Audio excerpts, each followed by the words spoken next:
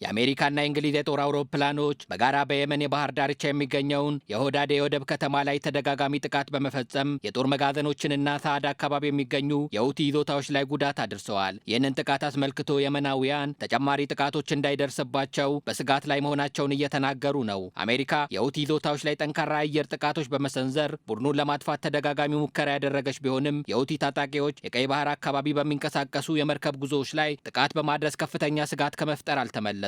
በመካከለኛው ምስራቅ የአሜሪካ ወታደራዊ ዘመቻን የሚያካሂደው ሴንቲኮም የተባለው ኩባንያ በመካከለኛው ምስራቅ የአሜሪካ ወታደራዊ ዘመቻን የሚያካሂደው ሴንቲኮም የተባለው ኩባንያ ጥቃቶቹ የሚሰነዘሩት በየመን ሁቲዎች ቢሆንም ሙሉ በሙሉ የሚደገፉት ግን በኢራን ነው ሲል ወቀሳውን በቴሄራን ላይ ያቀርባል። አሜሪካ የንግድ መርከቦችን ከተጨማሪ የሁቲ ጥቃቶች ለመከላከልም የባህር ኃይል ቡድኑን ለማቋቋም ሀሳብ ማቅረቧም ይታወሳል። የሁቲ ጦር በቀጠናው የፈጠረውን ስጋት ለመከላከል አሜሪካ የሀገራቱን ትብብር እንደምትጠይቅም ይታወቃል። ቀይ ባህር የዓለማችን የነዳጅ ዘይትና ልዩ ልዩ ሸቀጦች የሚተላለፉበት አካባቢ በመሆኑ ሰላምና መረጋጋት እንዲፈጠር ማድረግ ለአያላኑ ትልቅ የቤት ስራ ነው።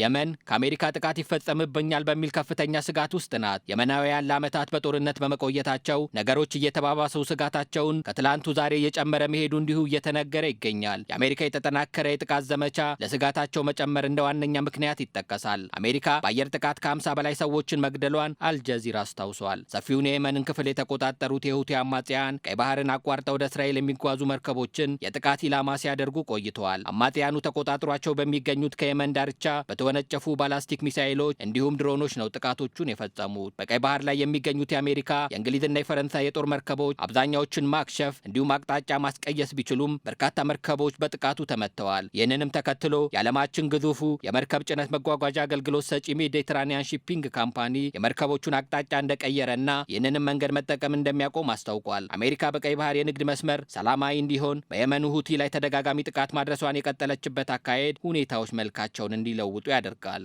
ሁቲ ከእስራኤል ጋር ተያያዥነት ያላቸውን መርከቦች የሚያጠቃው ለፍልስጤም ያለውን አጋርነት ለማሳየት መሆኑ ይነገራል።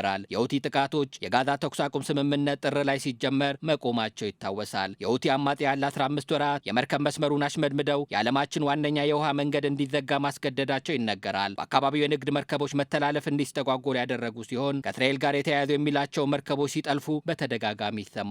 ይህንን ድርጊት ለማስቆም አሜሪካ የጦር መርከቦችና ዘመናዊ ጦር ጀቶችን በመጠቀም የሁቲ ወታደሮችን ማጥቃቷን በተደጋጋሚ ትገልጻለች። አሜሪካ በየመን ሁቲ ኢላማዎች ላይ የምታደርገው ጥቃት ፍርሃት ቢፈጥርም በየመን እያደረሰችው ያለው ጉዳት ከፍተኛ ቁጣ እያስነሳበት ይገኛል።